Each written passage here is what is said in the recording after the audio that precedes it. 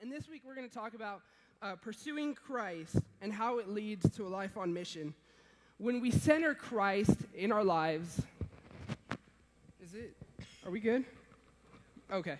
When we center Jesus in our lives, everything else follows.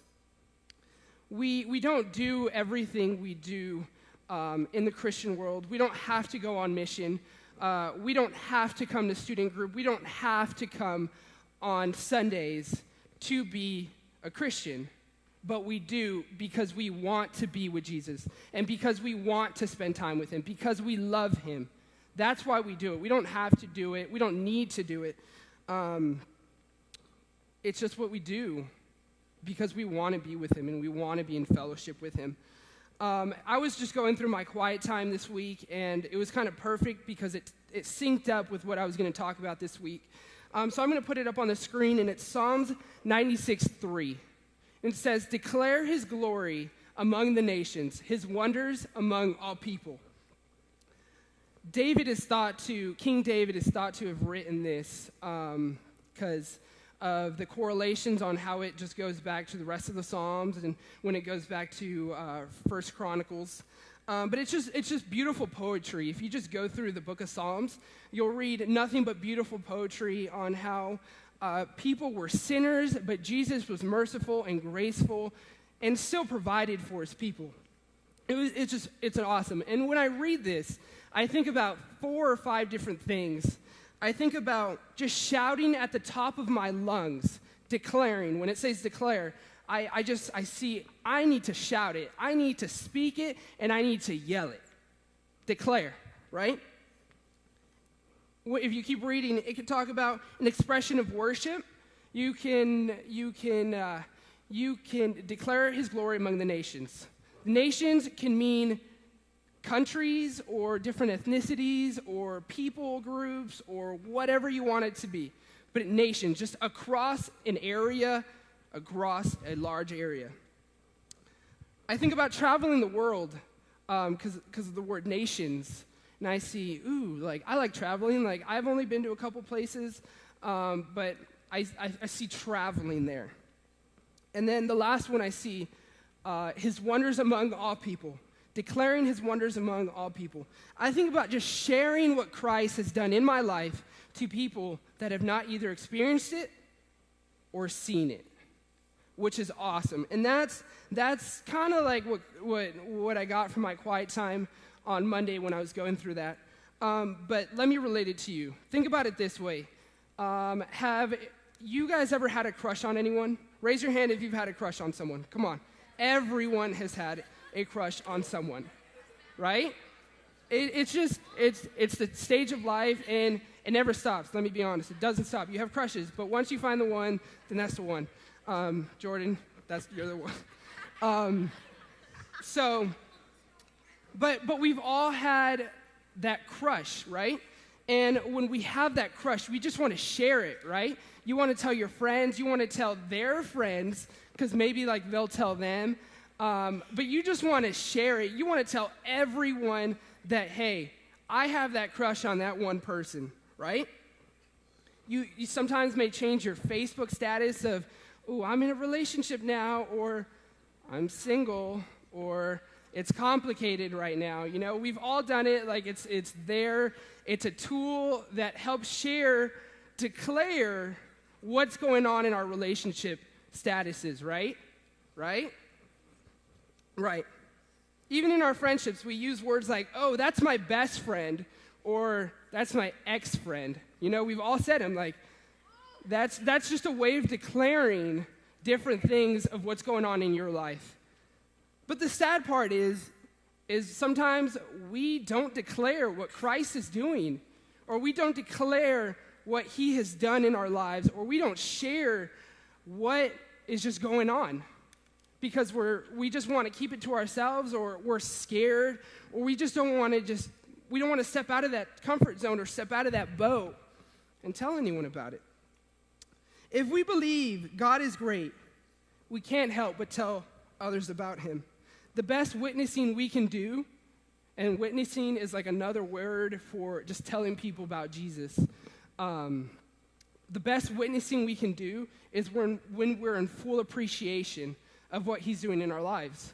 And that means personal application. That means when I'm not spending time with God in my everyday life, or if I'm not waking up and doing my quiet time, I'm not going to be appreciative that day, or I'm not going to see how God is moving in my life, or I'm not going to see that opportunity that he's presenting to me. It's going to pass me by, and I'm not going to see it because I can't appreciate him because I'm not with him, and I'm not spending time with him. The best part is God has chosen us, me, you three in the back. He's chosen us to declare what he has done because we all have a personal story to share with those that were around. I have an illustration tonight. The next point is, how can we do that if we don't turn away from ourselves? Garrett, can you bring that mirror right there for me? It's on the stage. Yeah, go ahead and bring that up. And then I need one high school student. Emma, come up. And then, do you want to volunteer? Sure. All right, cool. Cool. Stand up here, Garrett. Hold the mirror. Stand on this side. Hold the mirror like this. So, nope. Stand right here. Stand right here. Yep. Yeah, there you go. Facing the mirror. Emma, stand right here. Garrett, tell her about your day today. It was a half day, okay. Keep talking. Look at the mirror. I went to the store with my sister. Okay. I got this sweatshirt. It's cool. Emma, tell him about your day. I went to school. That was fun. We rehearsed for a show in theater class. Yep. Yeah, and then we went home and did homework. Right. And then came here at 4:30 and did worship team stuff. And then Awesome. Thanks. All right, you can put the mirror down. And then Garrett, stand on this side. Emma, stand on this side. All right, Garrett, how did you feel during that conversation? it didn't feel like I was talking to It felt, right? Okay. He said he felt like he wasn't talking to anyone. Who were you focusing on during that conversation? me because I just see myself. You were focused on yourself, right? Because you see it, right? Emma, how did you feel during that conversation? Okay. I wasn't talking to him. Mm-hmm. Awesome. Go ahead and sit down. We'll go through that. We'll break that down. So give it up for Emma and Garrett.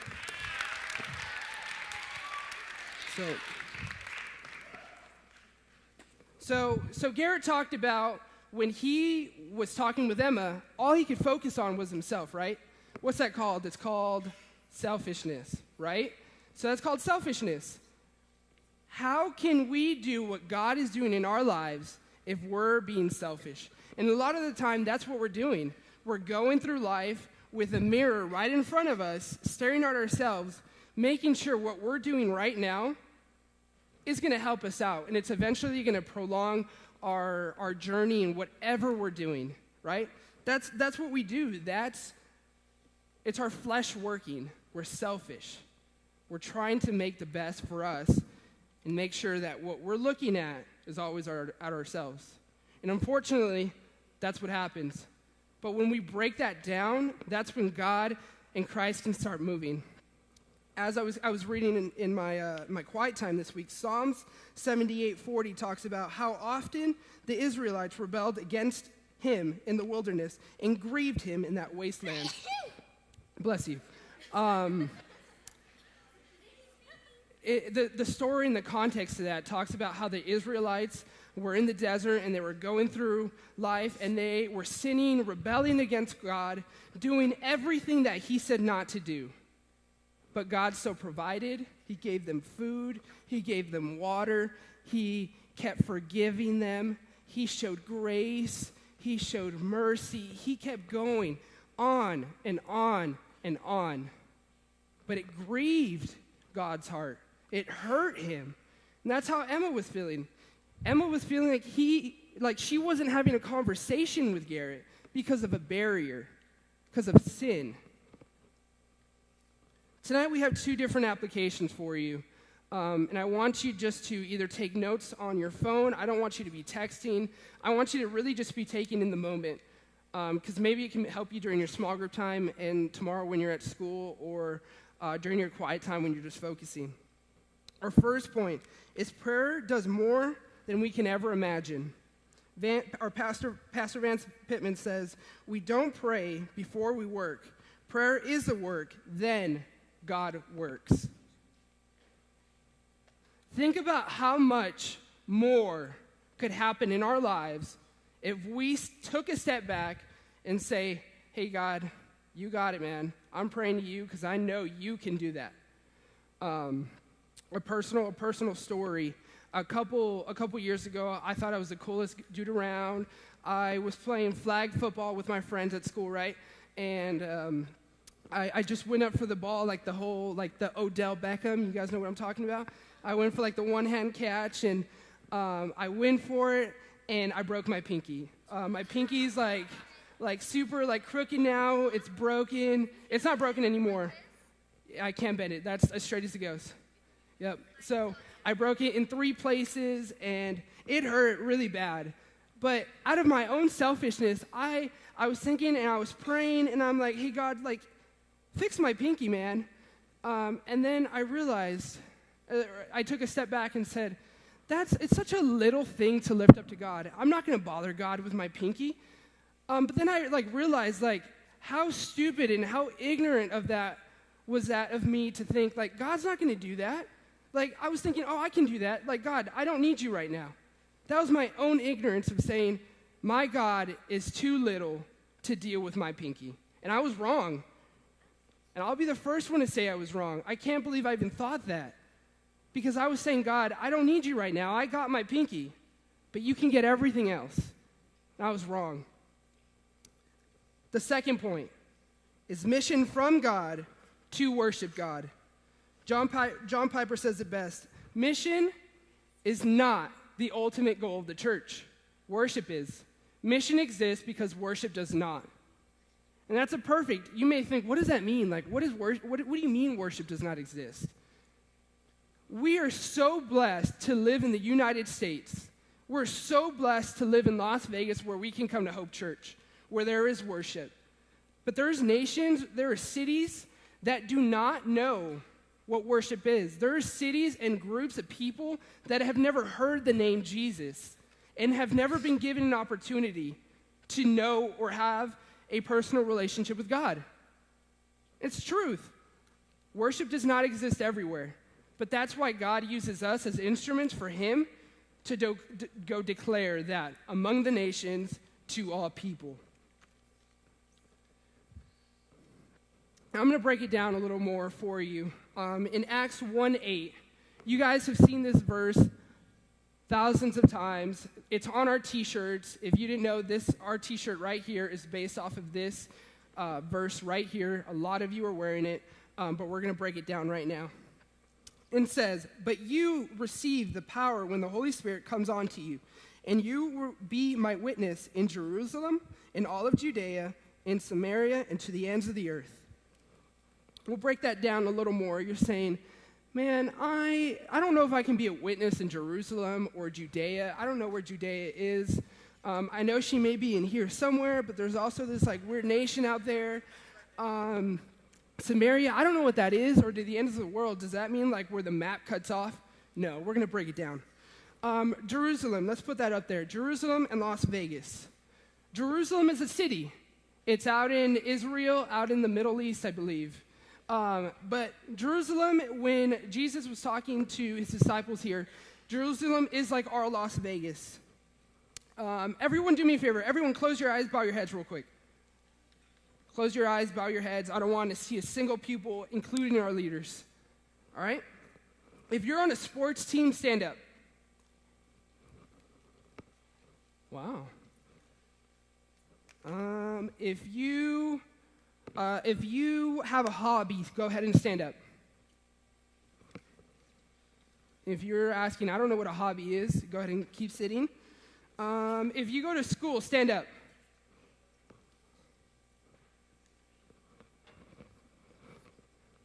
If you have a job, stand up. No, keep standing. If you've stood, just keep standing.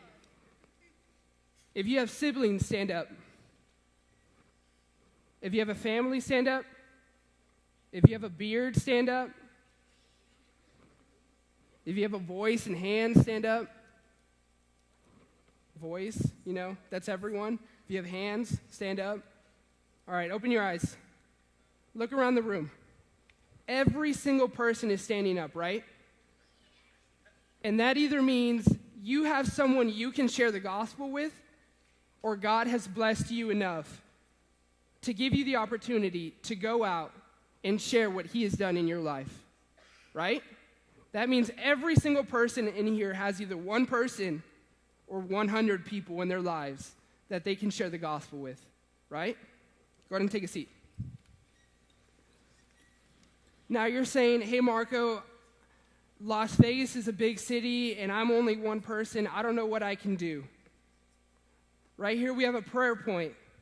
If you see, Las Vegas has a percentage of 92%.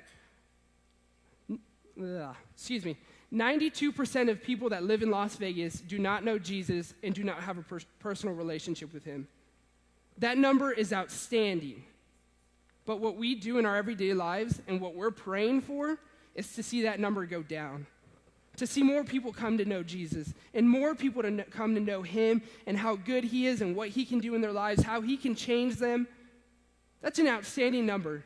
But remember, you can pray for that number. You can pray for more people to come to know Christ in our very own city. Before we even reach the other places, in our very own city. That's what we can do. We can make a difference here by lifting it up to God.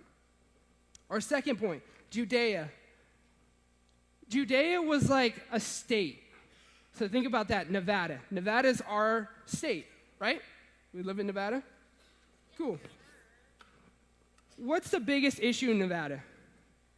You know it. I know you do. Just yell it out.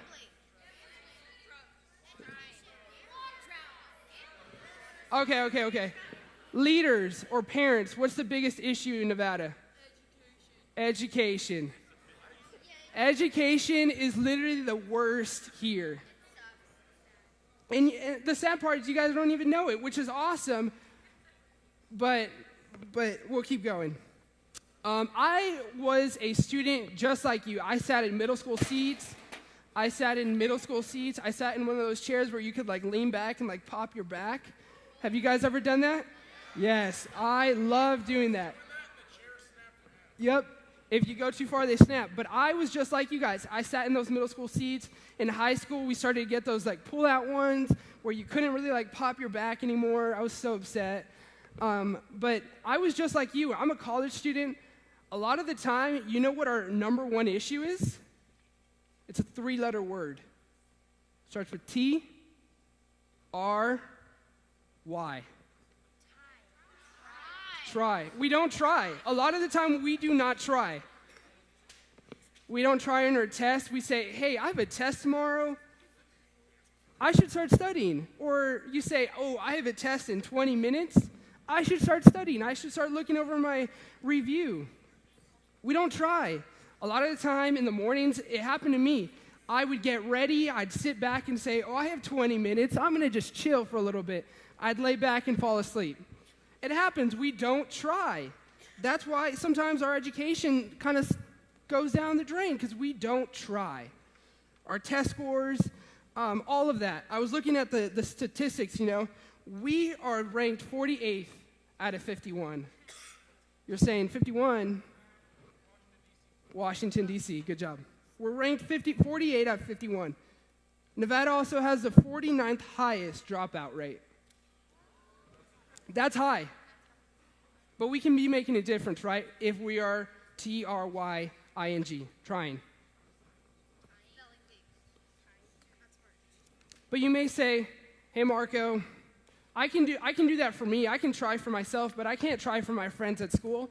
that aren't hearing what you're saying? I can do that for myself, but what about them? A lot of the time, that issue is bigger than what we can imagine. That issue is bigger than what we can control, what we can do. That's why we lift it up to God. That's why we often overlook the God factor, and we overlook what he can do, because we say, oh, we got it. It's true, we all do it.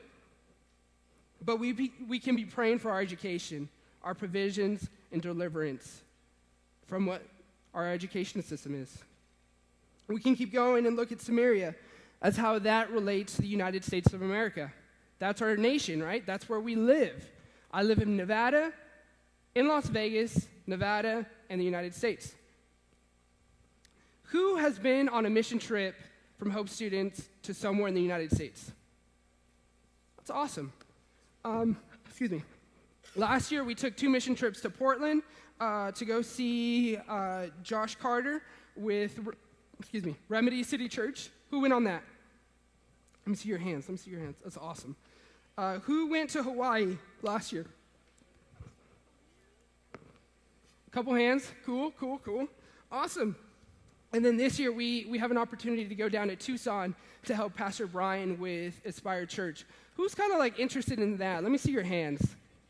Yeah, that's awesome. Quick plug, there's a meeting after tonight right in here. But hey, we're going to keep going. God is moving in all of that. Serving can be fun too. You may say, oh, like a mission trip, that seems like a lot of hard work, or it's not going to be fun. Hey, like when we go to Tucson, we're going to go to a baseball game, and we're going to go serve in different boys and girls clubs and in schools, and we're going to take meals to people, and it's going to be fun.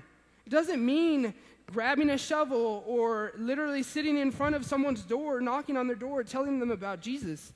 As much as we can do that, and we can still have fun doing it. The prayer point here is that over 43 pastors had say, hey, I'm going to stand up, I'm going to be a church planner, and I'm going to go somewhere in this city, or in this nation, in the United States, because I want to see a difference made.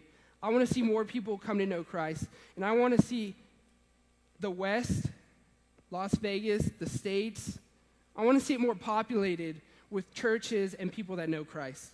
So you can be praying for those pastors, because they leave all the time, and they leave families behind. They leave their schools. Children and those families leave their schools. They leave their small groups, careers, jobs, all of that, to go live on mission and be a part of what God is doing in those cities. So you can be praying for them. The last one, ends of the earth. You may be asking, is that the end of the map, or like all the way, or what do you mean there, Marko? Last year, it was my very first mission trip. I went down to Thailand with a couple of our college students and our leaders in here. We went to Thailand and helped with a VBS. We helped with a student camp. We helped with a kind of like a student ministry like this. And we just spoke to them. We shared the gospel with them. It was so awesome to see what God was doing through us. For those that went, we witnessed God moving in the biggest way that he had ever moved in the life of students in Thailand. 13 students got up to say, I have a relationship, and I want a relationship with God. That was awesome. That was the biggest thing anything had ever happened like that in Thailand. It was awesome. And I remember one day getting up and saying, okay, we're going to go do the VBS thing. I put my shoe on, and I'm like, ooh, there's something in my shoe. You know, I take my shoe off, and I kind of shake it down, and a little baby bird falls out of my shoe. And I'm like, that's awesome. That's cool, you know? And it was just such a cool reminder to see how God was moving, even though you're like, what are you talking about, Marko? Like, that was so cool to see God just literally delivers in different ways, whether it may be in the life of students or in the life of a little bird. You know, that bird could have fallen out of the roof and died on the floor, but he fell in the comfort of my shoe. So it was cool. It was cool to see God moving in that way. I thought it was cool. But remember, you can be praying for our mission teams that travel. This summer, we're going to be offering a couple spots for our seniors to go out and serve across seas, and there's only a limited number of spots, but we're going to offer that because we think it's important. We think it's important for our students to be serving out in the world. So you be praying for that. But as we kind of conclude, just remember as I'm snapping, just everyone try it real quick. Everyone try and snap. There's people dying faster than you can snap. Okay, stop snapping. There's people literally dying faster than I can snap right now. And they don't know Jesus because they've never been told. They've never been shared with. There's more people in this world that have had a Coca-Cola than have heard the name Jesus. Think about that. More people have consumed a Coca-Cola than have heard the name Jesus. And why do you think that is? Because someone is making money off of this. But people aren't realizing the truth behind Jesus or how important it is to share the gospel to all nations, to all people. And that can start here. It can start in your life. It can start whatever he's doing in your life. So imagine this. If Jesus had spoken to you group of students, you group of students, yeah, he would have said, but you will receive the power when the Holy Spirit comes onto you, and you will be my witness in Las Vegas, in all of Nevada, and the United States, and to the ends of the world. How are you being a witness for Christ? And how are you being used as an instrument? There are 7.5 billion people on this earth. Maybe 1.5 billion of those people have a relationship with Christ. That's the statistic. Maybe 1.5. But 1.7 billion people with a B have never heard the name Jesus and have never been given an opportunity to accept him or to know who he is or to know how he can move in their life or just realize any truth about him. They've never heard it. And that can change. It can change from you wanting to share the gospel with someone like your neighbor, somewhere in North Nevada, maybe in Portland, Hawaii, Tucson, Arizona.